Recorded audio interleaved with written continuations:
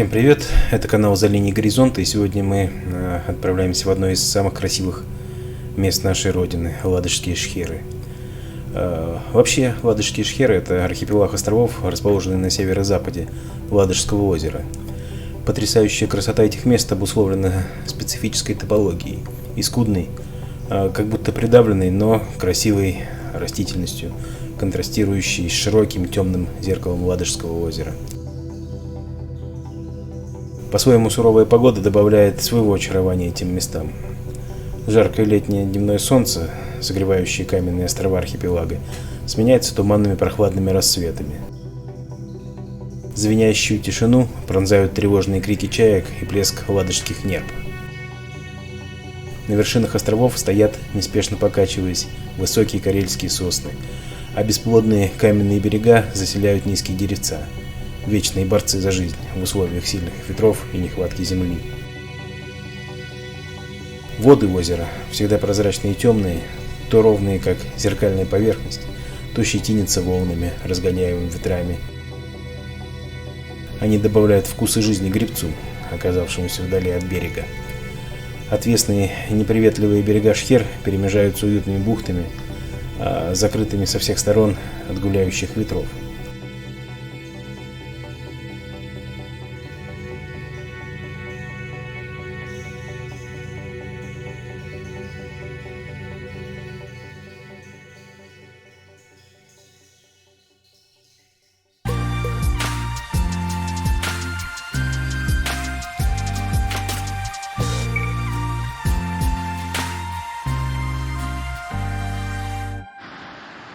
Самый простой способ добраться до шхер из Москвы – на машине.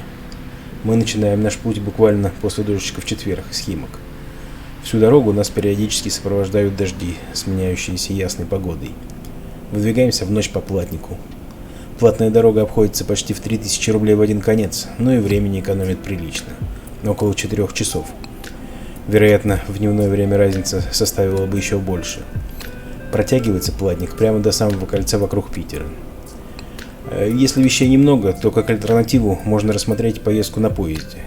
Правда, чтобы добраться до Ладоги, придется делать пересадку в Санкт-Петербурге. Но, как ни странно, если едет больше 4 человек, то на машине получается просто выгоднее. Путь до Санкт-Петербурга составляет примерно 800 километров. Трасса довольно однообразна и по большей части окружена болотами и смешанными лесами. От Питера до Вахденпохья еще 200 километров. Почти сразу после кольцевой автодороги начинаются типичные карельские пейзажи. Чернозем сменяется каменистой почвой, а вместо смешанных лесов начинают превалировать хвойные породы.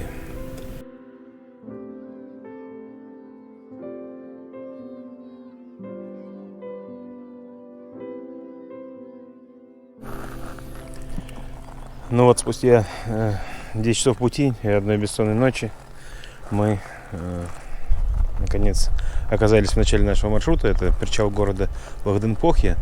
Правда, несколько рановато, время 7 часов утра.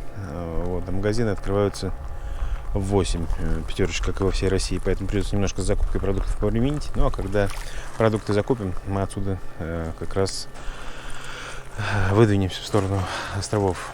Погода отличная, на небе не облачко, немножко припекает, но очень хочется спать, немножко язык заплетается, даже, в общем, строго говоря, 2 бессонных ночи.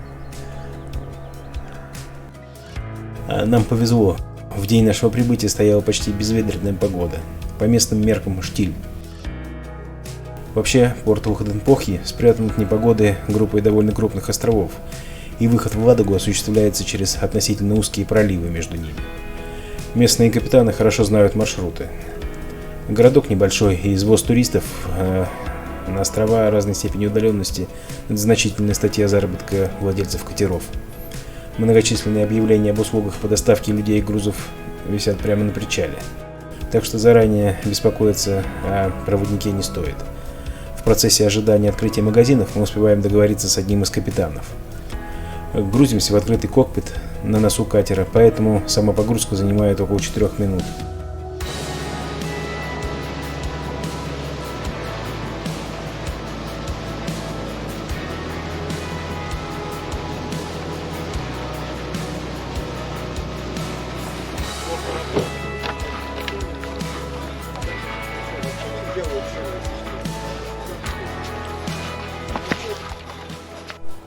Ну что ж, наши ребята уехали. Вот я нашел себе такое местечко на высоком берегу, на скале. По соседству тут небольшой островок еще один имеется. Сейчас я, когда соберу палатку, обязательно пойду на байдарке, исследую его. Вот вообще такой вот хороший панорамный вид. Значит, коллеги мои встали на ближней стороне острова, где высадили. Ну, а я на верхушечке. Тут, конечно, ветерок чуть побольше, но зато и мошкары нету. Вот на этой поляночке развожусь. И как-то буду обустраивать здесь свой быт. Ну что ж, с палаткой разобрались. Будет вот так вот стоять. В принципе, удалось довольно неплохо поставить. Мох, он хоть и рыхлый, но довольно глубокий. Колышки не вытыкаются в камень. Вот, вокруг солнышко, небольшой ветерок легкий. Вот, и такое очень хорошее местечко. Сейчас, значит, буду собирать байдарку. Попутно накачаю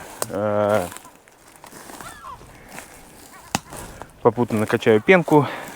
Ну, коврик надувной закину в палатку. И пойдем тогда исследовать ближайшие территории. Красота здесь невообразимая.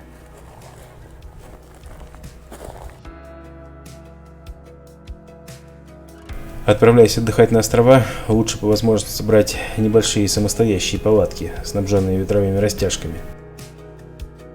Дело в том, что ровная поверхность здесь в дефиците, а та, что есть, представляет из себя каменные плиты, покрытые тонким слоем сфагнума. Колышки закрепить в такой почве – задача достаточно трудная, а держаться они будут весьма и весьма ненадежно. Ветровые оттяжки, привязанные к деревцам или камням, куда как лучшее решение по мне. Ну а мы тем временем отправляемся в бухту готовить байдарку. В это путешествие я взял с собой 235-й налим. Байдарка, конечно, как многие справедливо считают, не самая подходящая, но зато крайне легкая. Практически на уровне Покрафта, весит 8 килограмм. И, кстати, чувствовала она себя на невысокой ладожской волне весьма и весьма уверенно, благо погода не мешала.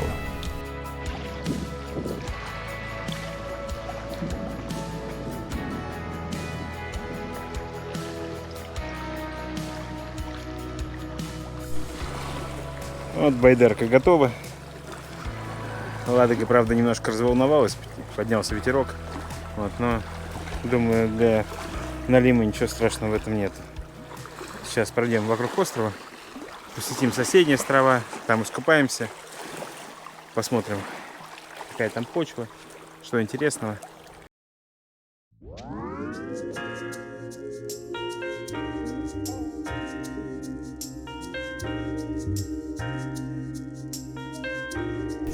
Естественно, любопытство побороло, и первым делом я отправился к безымянному низкому острову к югу от стоянки. Тому самому, который бросается в глаза при подходе к берегу. Как и все острова, он представляет из себя глыбу камня, покрытую мхом и бедной растительностью. Небольшой пролив разделяет его на две части. На северной половине острова растут пара десятков небольших сосен, несколько осин и березок. На южной половине одинокий кустарник лиственной породы. Остров облюбовали многочисленные чайки. Есть одинокое костровище, которое давно не использовалось. Никаких ресурсов на острове нет. Костер полить не из чего. Место очень живописное, но особо ничего интересного здесь нету.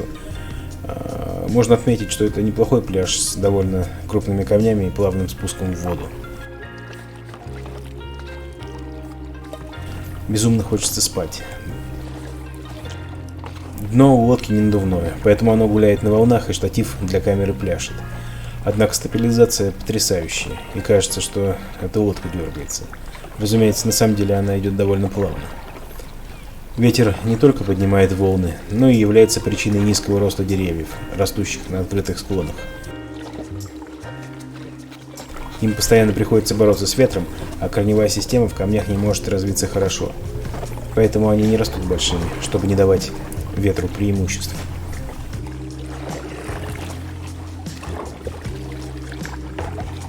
Довольно тяжело управлять налимом. на ветру. Дно плоское. Элеватность нулевая. Поэтому его пока гребешь, он держит как-то по курсу.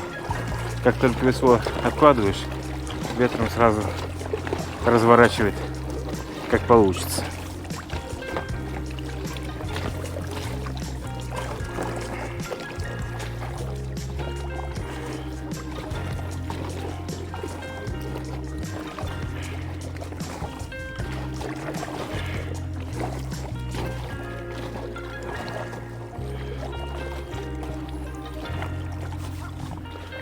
Вообще, Ладога, ну и вообще большинство карельских озер, ну и не только озер, рек, болот, водоемов разных, ледникового происхождения. Этим определяется их интересная форма. Они все вытянутые, и вот как ледник шел, так по направлению они располагаются. Отсюда же появились и шхеры. То есть северная часть озера, берег высокий, как будто изрезан фьордами маленькими, протоками и такими впадающими речушками, заводями. Из-за потрясающей красоты этого места земля здесь очень дорогая, и вообще озеро и природа местными жителями коммерциализируются, то есть они пытаются выжить, ну, какой-то гешефт, да, какой-то плюс именно с этого места, с Ладоги, ну и вообще с карельской земли. То есть организуются разные экозаповедники, экотуризм, водное такси вот по забросу туристов на острова, на шхеры, ну и как-то всякие сопутствующие значит, мероприятия проводятся, выстраиваются домики вдоль побережья, которые в сезон сдаются постояльцам. Немножко побродили по окрестностям на байдарке, застелил палатку, надул пенку, развернул спальник. Очень хочется спать, честно говоря, не до еды. В итоге спать я отправился в 2 часа дня и проспал по большому счету до следующего утра, пару раз просыпаясь на полчасика побродить вокруг стоянки, да сходить к ребятам в базовый лагерь. Все время дул свежий ветерок, поэтому комары почти отсутствовали, а спалось легко и крепко.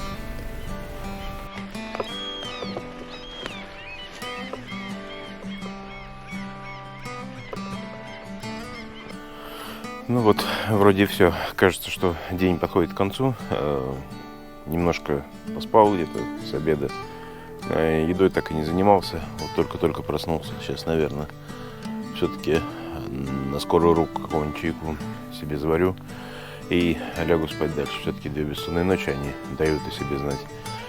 Но день, конечно, был восхитительный и тяжелый. И доставка, и установка, и прибытие, ночная дорога.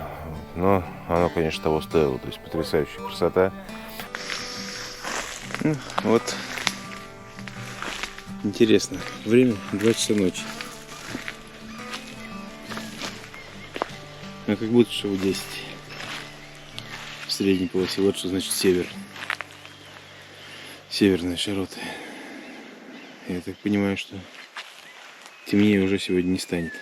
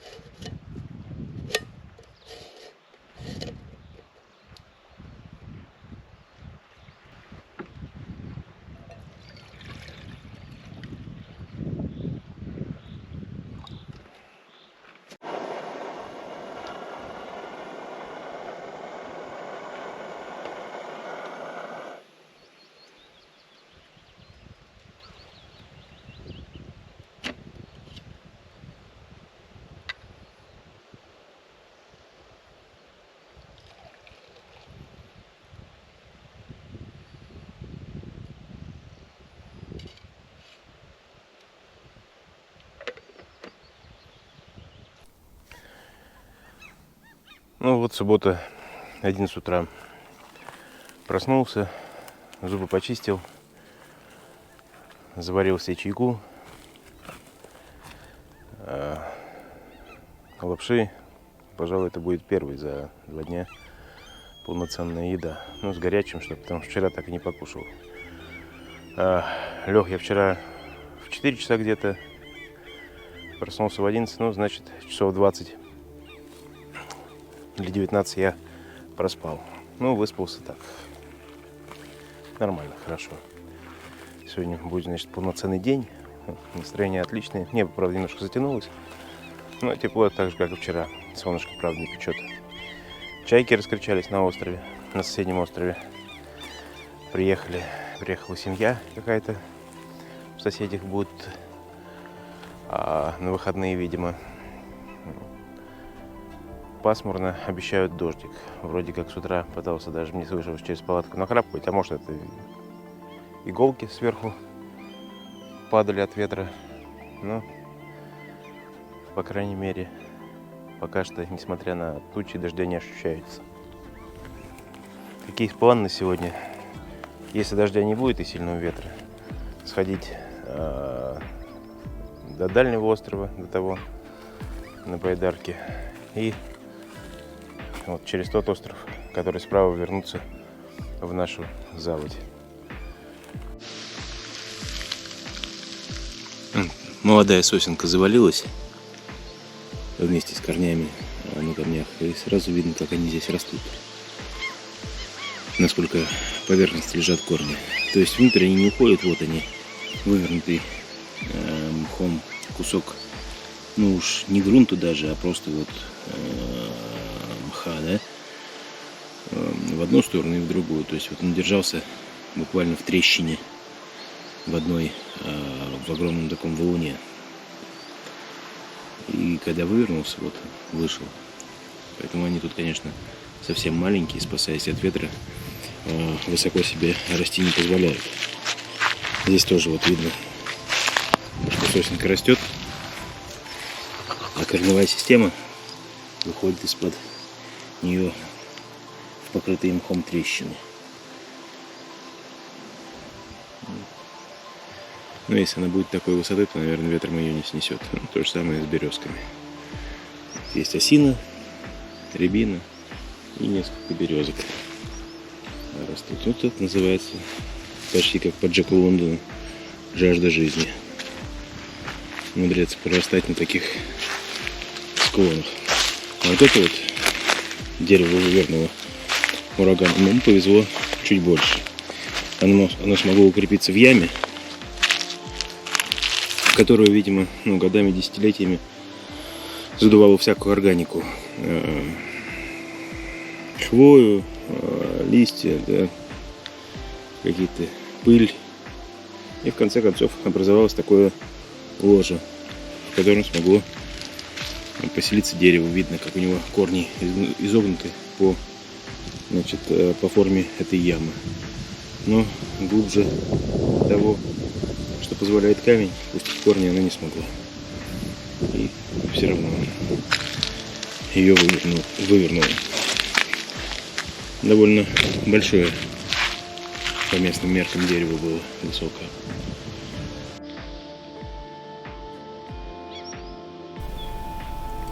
Спустившись в бухту, подкачиваю байдарку и отправляюсь к большому дальнему острову западнее лагеря.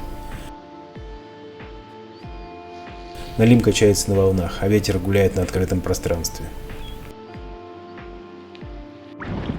Ну вот,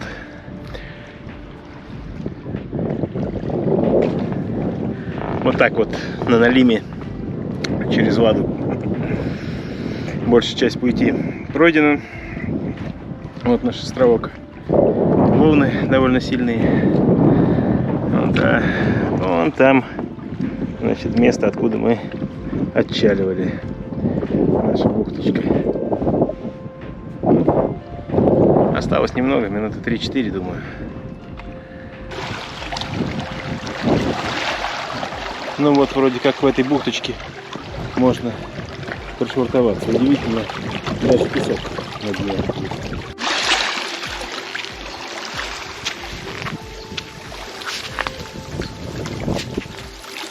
Вот, выбрался. Чуть на камни вытащил, потому что если волна будет, чтобы его не слон. Пчелки у меня с собой нету. Ну так вроде должно быть нормально. Может какой, а за какую ветку нос привязать. Посмотрим. Вот сосна заваливающаяся. Вот бухочку, но пока уже начинаются довольно ответственные скалы. Там будет, наверное, тяжело выбраться. Видите, наверное, на высоком ответственном берегу на острове помет чей-то. Довольно крупный. Не то лося, не то кабанчика. Откуда он здесь взялся на острове? Одному Богу известно, а главное, куда делся. Непонятно. Когда поднимаешься по склону, наступаешь на камни, чувствуешь, как они гуляют под тобой. То есть переваливаешься с ноги на ногу, и он где-то там внизу стучит в положении неустойчивого равновесия, а другие камни. Того и гляди, скатится. Так, нам осталось немножко до вершины. Вот хорошее местечко. Там, наверное, и остановимся. Все острова Ладожский шхер примерно похожи друг на друга, но вместе создают уникальный ансамбль, на который можно смотреть сверху со скалистых берегов озера.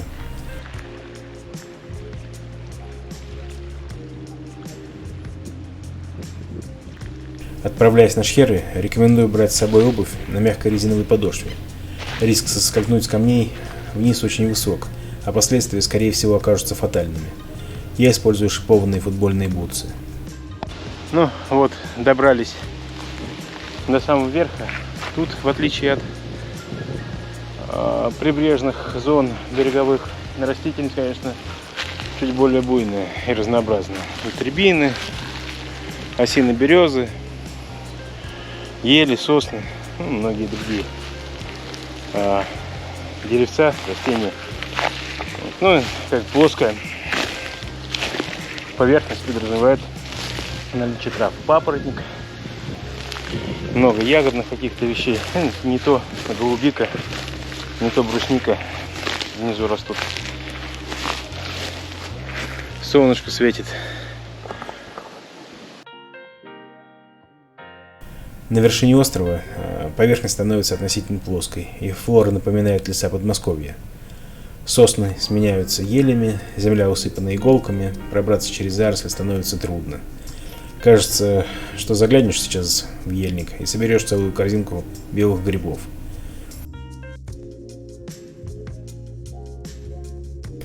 О том, что ты все еще на севере, напоминают изредка торчащие валуны, покрытые мхом. Земля покрыта ягодными кустарниками. Встречается бурелом. Деревья здесь уже не такие низкие, как на побережье. Более богатый слой почвы и отсутствие открытых пространств позволяет бороться за солнце и тянуться вверх.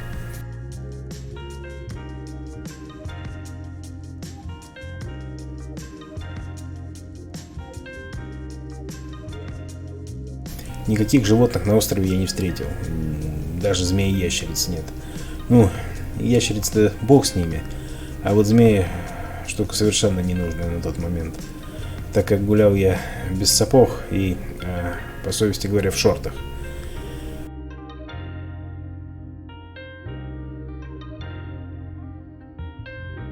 Добравшись до вершины, решаю спускаться вниз, но вернуться к байдарке с другой стороны бухты.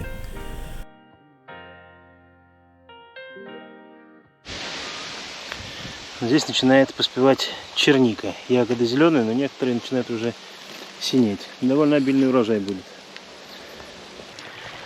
Очень красивая чага. Почему-то на сосновой ветке. Впервые такую вижу. Спускаясь, легко найти именно тот момент, когда высокие деревья, папоротники и ягодные кустарники исчезают, и начинается мохо-карликовые деревья. Спускаться вниз всегда тяжелее, чем подниматься. Приходится быть вдвойне аккуратнее. Поэтому путь вниз обычно занимает больше времени. Иногда останавливаюсь на небольших уступах, полюбоваться красотами озера.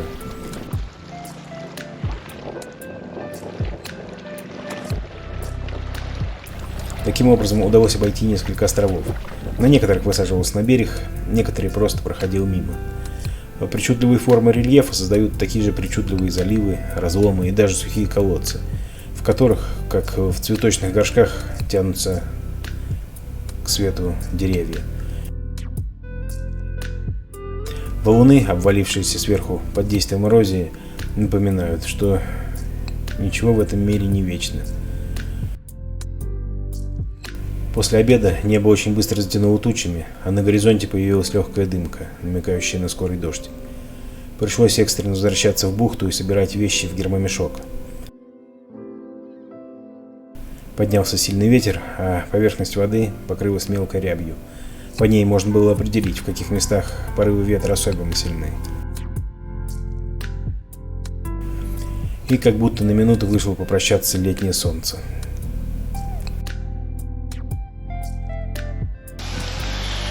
Думаю, если дождь не случится, то успею еще заварить чайку, чтобы попить, потому что под дождем, такое себе заваривать, конечно.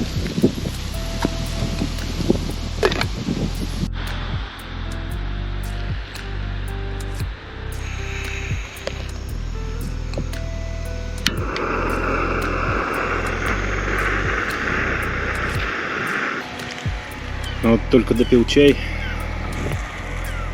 как с неба начали падать первые капли. Дождик такой слабенький, они очень редкие. Будет он сильнее, не будет, непонятно. На всякий случай убрал все вещи, палатку закрыл. Оставил только в мусорный пакет висеть и кружку. Сейчас, если усилится дождь, значит, оперативно нырну внутрь. И тогда уже из палатки посмотрим, как оно.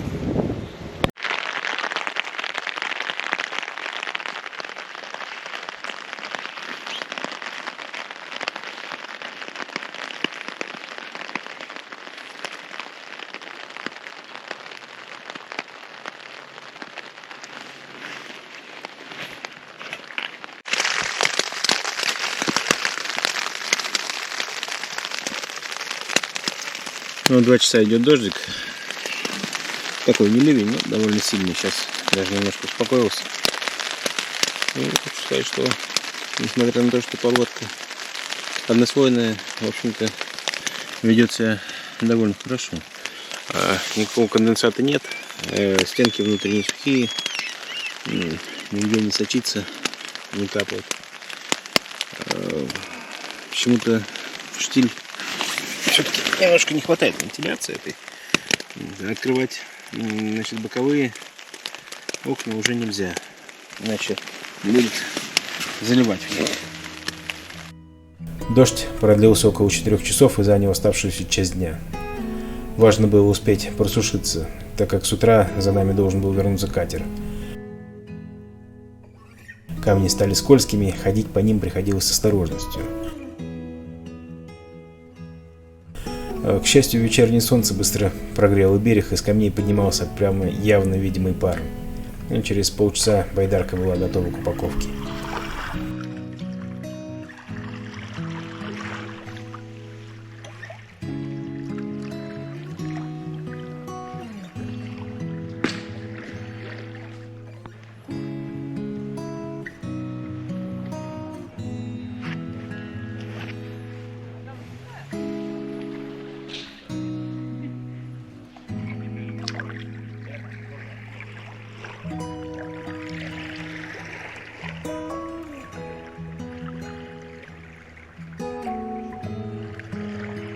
Вещи решил собрать по максимуму с вечера, чтобы утром не тратить времени.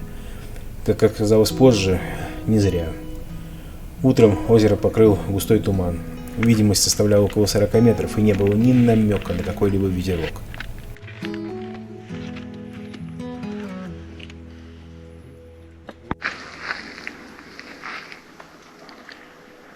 Вот подошел к концу второй день на Ладоге.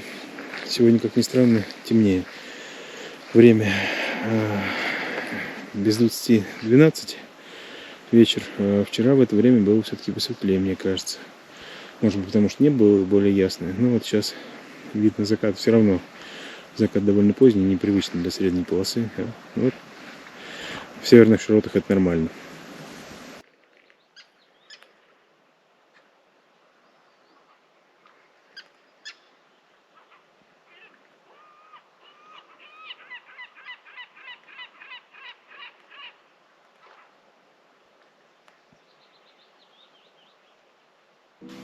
Время 9.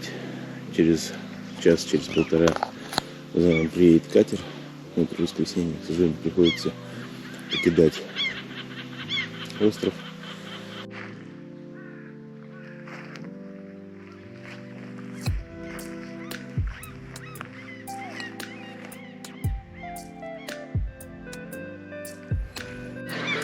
Вот едет за нами катер наш.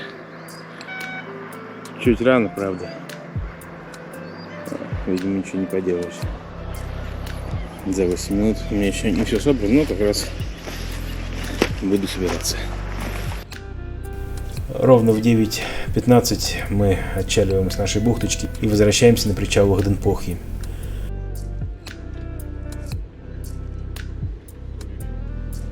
На этом наше путешествие к ладожским шхерам закончено.